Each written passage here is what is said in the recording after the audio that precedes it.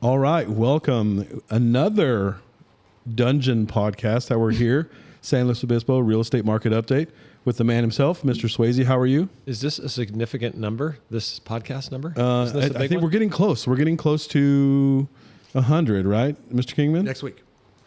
Next week. Next week. Okay, our next 100 podcast. This is number 99. 99, yeah. It was supposed to be a surprise, but you let the cat out of the bag. I appreciate it. Usual. You want to start over? Mr. Rainspooner himself. No, how are you, Mr. JT? 100 podcasts? I'm going to ask for a raise. Yeah, me too. Wait a minute. Do you even get paid? You get a 100% raise, yes. Bobbie, how are you? I'm well. Thanks for having me. Back with us. You were out last week, but you're back. I was. I'm That's happy to be great. here. I missed you guys. Figure I'd point that out. We for missed everybody you. to know. Yeah. All right. And Hal, we're lucky today. We have a guest. Yes, Ben Lerner. Ben and I met when he first bought a home. Was it your first house? That was our first house. Yeah.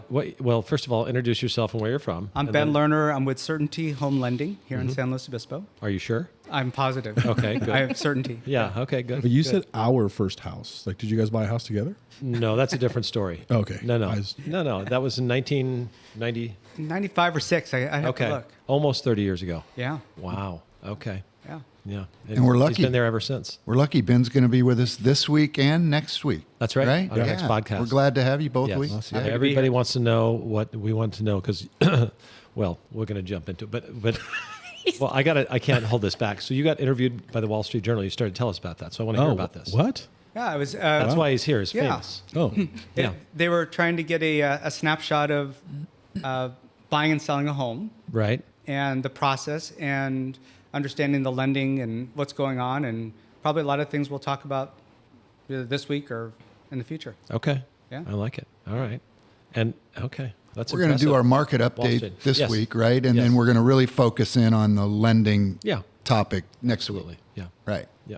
Yeah.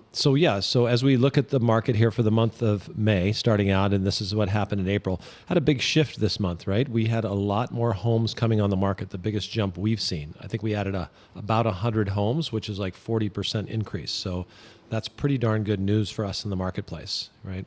Yeah, we saw an increase of 5% closed transactions just month over month. Yeah. So that's great from Yeah. last month. We're Well- moving in the right direction. Right. Yeah. More homes are available, which is always healthy for the marketplace. More closed. I think the pendings are down from what we looked at from a month ago, right? A little bit. Yeah. And we don't really look at the same data that you probably look at, Ben. So what's your activity like? Yeah, I'd say April was the best closing month in my office in the last year. So that was a nice Good. change. that's good. Way to go. Yeah.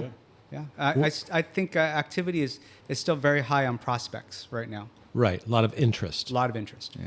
Yeah, we had a good April. Our month was the best closing month we've had since June of last year. Right. So almost a year. Yeah. Yeah. Very, very active. That's good. Yeah. But it's interesting because, having more homes available is always good because buyers have more choices, sellers that want to sell need a place to go. And it just shows confidence in the market because it's a big deal to put your house for sale, right? It is. Yeah. It's a lot of stress, obviously, and people are making sure that the moves are going to make sense when they're trying to leave an existing mortgage and go into a new one, and Right. Yeah. it's a big change. Yeah. Not only are people attached to their houses, which is normal, right? Yeah. Right. Now they're attached to their mortgage Yes. too, right? A lot Yeah. of attachment. Yeah. We're not used to that, are we? No, it was I never. was never attached to a mortgage till this one. Right. Property taxes, people would get attached to that. Right. Because they have a low property tax. Now that's for depending on your age, et cetera, that's less of it. Yeah, it's situation. definitely a very common conversation, Right. going from a 3% rate to today's rates. Right. Yeah. And Bobbie, are you noticing the same thing? You had more closings, but are your listings up as well as Listings are up. We're noticing a little bit more days on market, though. Right. Seeing that houses are sitting a little bit longer. And I'm interested to hear what you guys are doing, to help with those interest rates and stuff, too, because we're problem solving a lot of times with how we can get people into those homes. Right. If the house isn't right, but the interest rate is, that's an unfortunate spot to be in. Yeah. Yeah. Yeah, it makes a difference. Yeah. I mean, and tell me when you want me to jump into some of those strategies that we throw at you. Yeah. Will that help? We'll catch up on that Okay. next week. Yeah. Sounds good. Yeah, because we want to get all the mileage out of you we can. So yeah, it's been interesting. So I think it's a healthy thing for sure in the marketplace. We talk a little bit too about pricing. So boy, is it area specific, right? I think I've referred to like certain parts of Avila Beach, certain types of houses are selling for less. Most of the condos in certain areas are selling more. Entry-level houses, over 3 million. We see a few more places on the market. It just depends. It's so specific, it's crazy. But I think our average price just on the homes that we handle is up probably 10%. It is up 10%, Yeah. almost on the button. Yeah. We were number of transactions for the first 4 months of the year. We're up 20% year over year. Right. And the average selling price is up 10%. Right. Yeah. Now, does that mean that the home values in the county are up 10%? No, I wouldn't walk away with that, but I would say that home values continue to go up. Yeah, I mean, I look at, I'd be curious to get your read on the local market. I just see what I see. But the data coming to us would be like yesterday, we received the Case-Shiller report, and it continues to show national appreciation in pricing.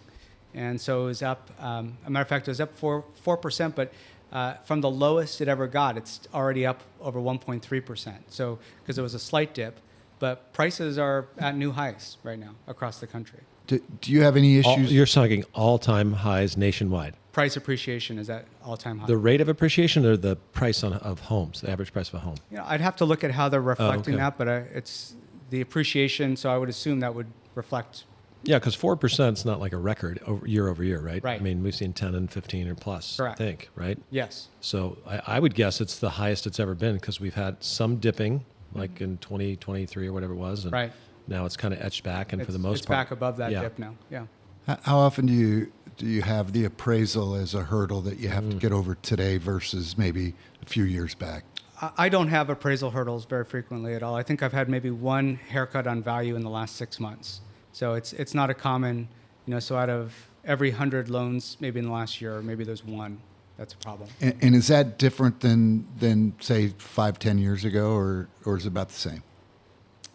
I'd have to think about that, John.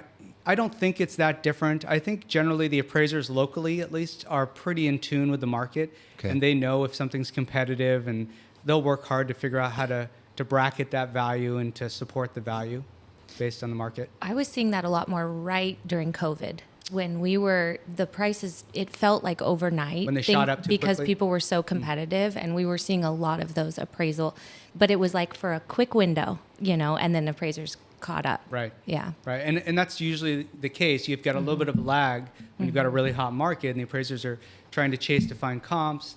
Right. I'd say the only time I really see them struggle is if it's a really unique property.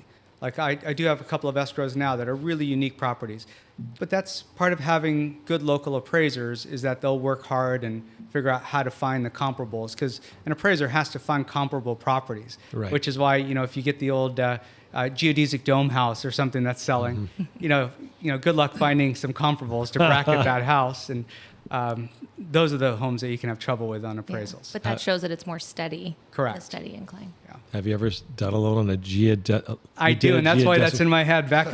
Way back in my countrywide home loans days, there was a geodesic home out by Lopez. I'm not sure if it's still out there, Oh. Lopez Lake. Okay. And I think we had to figure that out with a community bank instead, somebody that could portfolio the loan. I couldn't do it. They just didn't like the shape. It has to be. Banks are really, they like properties on that Yes, appraisal. right. Yeah. Yeah. Yeah. They like consistency. Yeah. It's funny. There's a appraiser I talk to a lot in town. Has been around. Is very good with his research, and he will occasionally call me when he goes, "I got a tough one," right? But they almost always come in. So Right. that's a good question, because people do get concerned about that, but it's pretty rare that would happen. Very rare. The only time you need to be nervous as a seller is if you got an amazing price, right? It's like, oh my gosh, they spent a lot of money, gave us a lot of money for our house. Right. Good problem to have. Yeah, Yeah. I'd like that problem. Yeah, exactly. Yeah, I mean, clients always, buyers always want to know, if it's going to appraise higher. And I always tell them that the appraiser has a copy of the contract. I don't think they think and realize that their job is really to bracket and to ensure that the value is there. Right. It's not to put the highest value that it could be Right. on that report. And it's something it's important to realize that their job is just to say, yes, you're paying a fair price for this home. Right. They're kind of ensuring. Yeah, that's Yeah. good point. We had some stuff in the news too, John, that you picked up about $1 million cities in our community. Yeah, there was an article in the Tribune, a week, 10 days ago, and and it talked about 3 new cities joining, for lack of a better term, the $1 Million Club, where the average value of the home, or average sales price of the homes is $1 million or more. And those new cities are San Luis, AG, and Cambria. I think it's both. Okay, it's both. Yeah. So there's 4 cities, Cambria and Cambria. And they joined 3 cities that were already there, which were Cayucas, Avila, and Pismo. Right. Yeah. So I find it hard to believe that SLO is just barely getting into that $1 million threshold. I would think that SLO's been there for a while. I mean, houses are. Yeah. Well, it's They're going average up. price, right? Yeah. And so average, there's a lot of new condo construction. So you get a lot of those sales, and that can bring the average price. It doesn't mean its prices are down necessarily. Right. They can be, but yeah, it's just the average price. So I think that's probably why. And Pismo, good luck trying to find, lower priced homes. True. In Avila, you can't. Right. Yeah. back to, I'm sure how you get the question multiple times a week, are home values going up or down, right? What's happening with home values? And you never really can answer the question with exact certainty, right? But if we have 3 more cities joining existing 3 cities, then it would suggest to me that prices are still moving upwards versus going backwards. Yep. Right? I would say that's a fair assessment. Yeah. Right. Yeah, I think we have a very stable market locally. I think we're very, I don't want to say we're insulated, but we seem to be very stable compared to the other markets around the country that I lend in. Yep. Last thing we want to talk about is this National Association of Realtors settlement having to do with buyer brokerages and disclosure of commissions and who pays what. And I think we saw a couple things. One, Bobbie, I think I've confirmed this, but instead of in July for a judge to make a final ruling, because it's not even final now, there's proposed things going on. Right, It's right. been moved to the end of November. I have not got the confirmation on that. Okay, I'm yet. pretty sure I've asked a Okay. couple people. I Yeah. saw it in print. Yeah, We'll find out. I saw it, but we haven't heard it from them yet. So we're But yeah, working on who that. knows Yeah. what the source is? So Yeah. it sounds as if We could be we're waiting. Yeah, we're not sure what's going to happen, or don't know what's going to happen now even more. But I think at the end of the day, we talk about one. It appears as if a buyer won't just be able to go look at a house and jump in a car with an agent. They'll have to sit down, talk things over, sign a document says what the buyer's agent's going to do Hopefully sit down. Yeah. Things over. Yeah. Either way, sign a document. somehow Yeah. or some way, right? Yeah. So that'll be a little bit of a logistical change, and then publishing fees for buyers agents in the MLS sounds like that's probably going away. Yep. But we still don't know.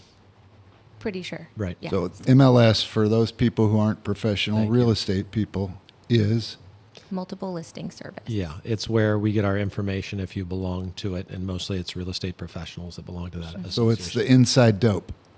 It's the inside dope, yeah, Yeah. and almost the stuff. There was a lot of private information used to be like what's the owner's name and phone number and commission. A lot of that stuff was somewhat proprietary. It's a big deal. Now it's more public. And so when I, as a seller, want to sell my house in today's environment, it's just makes sense that I offer a commission to the buyer's agent so that they will bring me potential buyers. And that commission is not published among realtors on the MLS system. That is what is being proposed. Okay. But I've also heard that commission can be published in other places, like the agent's own website or social media. So that information will be public information, just in a different place. Is that right? Could be, yes. And the way I think about it is, before we had the internet, you would just call up the agent and say, Yeah. how much is the property? Okay, great. How do I show it? And what's the commission? The Right? whole And- point is making it public, though, so Right. that the consumer is very aware of Transparency. all of. Yeah, exactly. Thank you. Yeah. There you go. That's the best explanation yet. So yeah, there's some unknowns on that, but we do know, we started before the internet in real estate, and people bought and sold homes, and we've been through the 2008 financial crisis. We had that one. That was a biggie, right, with real estate and loans and all the changes that went through that. Yep. We've dealt with Y2K. We've had COVID, and we have new forms and documents all the time. And at the end of the day, we found that there's people that want to buy and people want to sell, and many of them need good professional help. So we'll be here for that.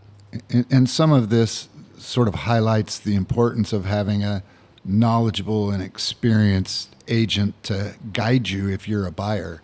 And Ben, you were kind of talking about how in your profession you see the value of having a great buyer's agent, so maybe the public doesn't Yeah, see. I mean, 100%. I think anybody that devalues the need for a buyer's agent probably has never gone through a transaction without representation, where you've got a buyer's agent. You know, people think of a buyer's agent as the person that's driving you around and showing you property. To me, I think of the person that's negotiating on your behalf, providing all the disclosures, making sure everything is in line with the property. It's an invaluable proposition to have. You need to have somebody in your corner looking after you, making sure you know what's going on in this property and making sure that it's a safe, healthy place to be. Yeah. Protecting you, watching out for pitfalls, that sort of Yes. thing. Yeah. And it's interesting, the nuances, because you do it when you're preparing a loan, right? Correct. And yeah, there's lots of ways to present things. And, like Ben's great if you have Ben on your side with your buyer that's borrowing it and getting a loan, in terms of letting the agent know that's representing the seller, this buyer is good to go. He's and Ben is a reliable long-term resource in the lending industry. So to have that acknowledgement, if I'm an owner, right? I think you did the loan for the buyer on my house. I did. He did. All right. So I had a cash offer on my personal residence, and I had somebody that had to sell, but had a loan with Ben, and Ben calls me up and says, "Yeah, they're good to go. There's what they've done." I went, "Oh, great." So I took that one with a house sale contingency over it, because I knew the house would sell. I knew they were going to get their loan. So, yeah, it makes all the difference in the world, right? So, Agreed. Having someone on your side does make a difference. right? Absolutely. Yeah. Absolutely.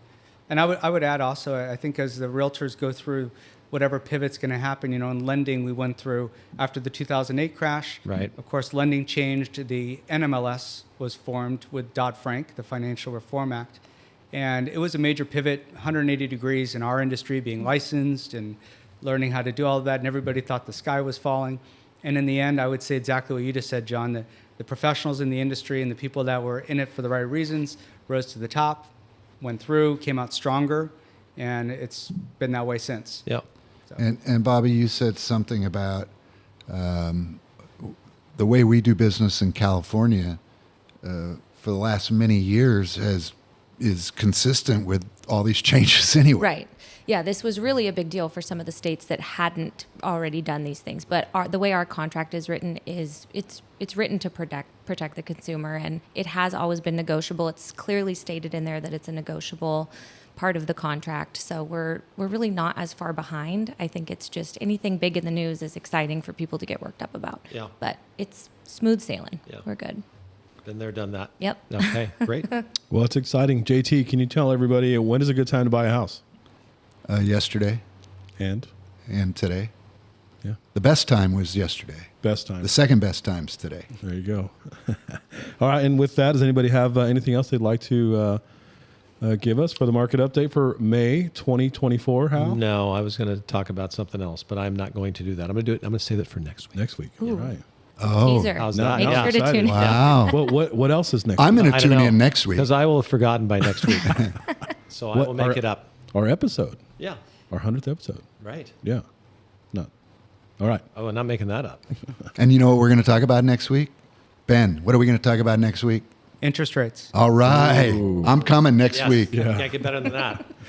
Thanks for having me. All right, y'all. Thank you very much. Thank you, Ben, for being here. And yes. then how do people reach you? Oh, yeah. You can reach me at blerner.com. That's BLERNER.com. Or my cell phone is 805-441-9486. Good job. Great. Thanks Hey, for you- being here. You remembered it all. Great. All right. He We'll can come back. Yeah, we'll see you guys.